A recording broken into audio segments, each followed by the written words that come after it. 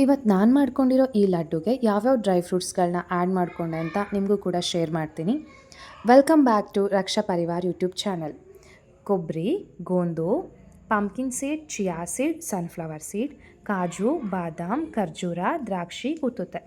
ಈ ಎಲ್ಲ ಸೀಡ್ಗಳನ್ನು ನಾನು ಬಾಣಲೆಯಲ್ಲಿ ಸ್ವಲ್ಪ ರೋಸ್ಟ್ ಮಾಡ್ಕೋತೀನಿ. ಜಸ್ಟ್ ಶಾಲೋ ಫ್ರೈ ಮಾಡ್ಕೋತೀನಿ.